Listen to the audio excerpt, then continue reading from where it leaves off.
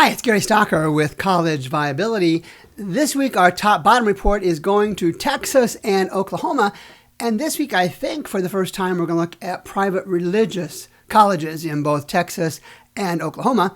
So let's go ahead and take a look at what we actually look at. And you can see on the screen in front of you, we're looking at data from the National Center for Education Statistics and its IPEDS database. And the last submitted range of data is from 2015 to the most recent data in 2022. That's the hand that we're dealt. That's the hand we're going to use to compare these private religious colleges in both Texas and Oklahoma. And you can see some of the fields that we're looking at in the top-bottom report. Let's go ahead and get started. And as always, we always start with enrollment. And we always look at FTE enrollment, and that stands for full-time equivalent. We think that's the best way to compare enrollment among all private and public colleges. And looking at the top, I think there were 23 private religious colleges in both Texas and Oklahoma. And of those 23, only 5, looks like 6, have had increased enrollment in the last 8 reported years. You can see the numbers on the right-hand side. Feel free to pause the video as appropriate. I'll also include a link to the presentation on the College Viability website, so you can actually download the file as you need it. So those are the ones who have done reasonably well compared to the others. But of course, after the top comes the bottom. And you can see all of the private religious colleges in Texas and Oklahoma for the last 8 reported years who've had decreased enrollment.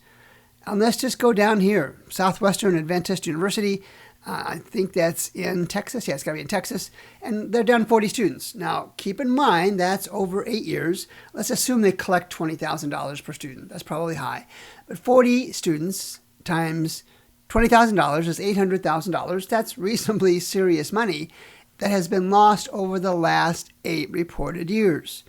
Now, does that mean anything in and of itself? Not necessarily. It's not good. But in terms of a comparison, you can look at colleges who've lost enrollment, in this case, private religious colleges that have lost enrollment and those that have gained enrollment. Let's move on. Let's look at my passion. That's four-year graduation rates. Again, remember, there are 23 private religious colleges in Texas and Oklahoma in the IPEDS database, and 5 of them had 4-year graduation rates, undergrad graduation rates, above 40%. Now, here at College Viability, if you can't graduate half of your students in 4 years, we call you a coin toss college. For obvious reasons, toss a coin. Heads you graduate, tails you don't graduate. It's kind of the way we look at it. And only one of these colleges, and even that, Southwestern Christian College, if you look at the data, they didn't even report it for 2 out of the 8 years. And it goes all over the place from 3% to 100%. I would even question the validity of that data. I'm seeing in many colleges, they don't have the resources to identify and hire enough talent to be able to do these kind of reports for a variety of reasons. Once we look at the high end for graduation rates, you know what's coming next. Now look at that column on the far right-hand side. It's the 2022 4-year graduation rate for undergraduate students. Every single one of them graduates less than 40 students out of every 100.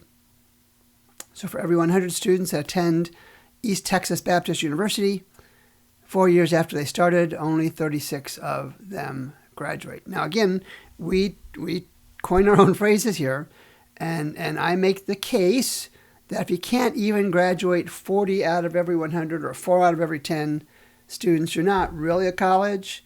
You're really more of a tuition collection agency. Think about that for a second as we move on to the next top-bottom report. Let's take a look at retention. What percentage of students are retained from year to year? Again, pause the video if you want to compare these. I'll have a link to the presentation in the postings that I do. And, above 80% is good. 70% is not bad. In the 60s%, certainly acceptable. You can, again, Dallas Baptist, they had just happened to be here. So for every 100 students in 1 year, 62% return the next year. That means 48 do not. Think about that.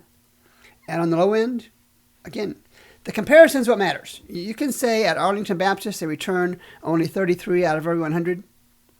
And that may be fine. Maybe the students, maybe the families, maybe the faculty and staff at Arlington Baptist think that's good.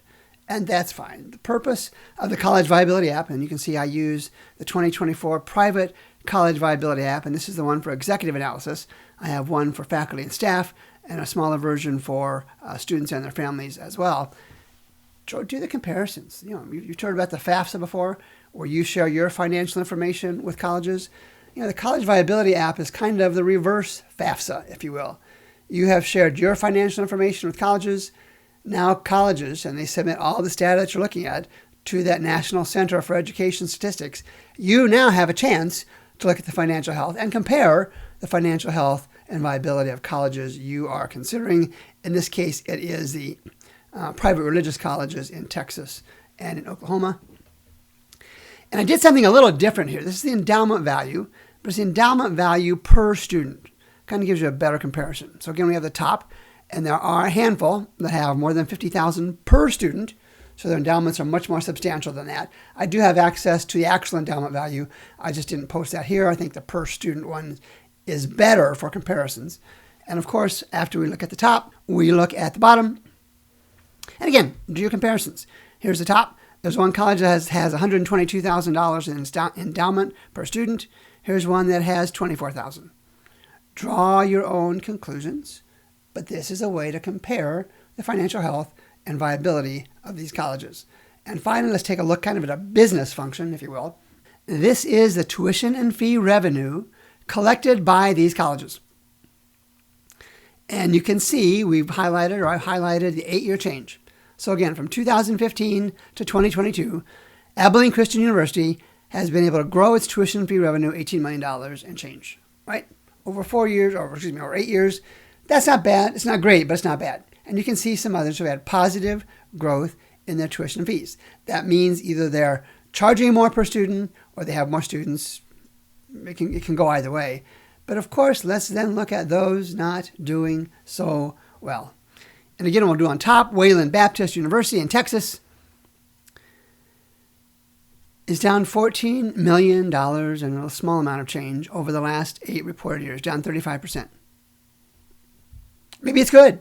Yeah, that's not a likely scenario. But again, the College Viability App gives you a chance to compare the financial health and viability of these colleges. Use the app, use the video, pause it as appropriate, and of course, I'll make the file available to you as well. And then what about that College Viability App? You can see I have private college versions on the left-hand side and public college versions on the right-hand side, and you can see the number of reports for each. I can tell you now the student and family version on both sides is $29 per year, and the faculty and staff version is, I think, $300 per college per year, and the executive analysis version is much, much more expensive than that because it has a lot more reports. So what do you do with this? Well, you've looked at 23 private religious four-year colleges in Texas and Oklahoma. You looked at the top and bottom comparisons across multiple reports. And this is just a way to look to make sure you're comfortable that the college you're choosing is going to have, number one, the financial resources to provide the type and quality of college education you're looking for. And number two, to be blunt, to make sure that they're likely to not have to close. We're now past the middle of 2024, and through this year, about one private college per week has been closing. There's reason to believe that as the FAFSA debacle hits later this fall, that number might go up, and you don't even want to contemplate the personal and family and financial trauma associated with the college that closes.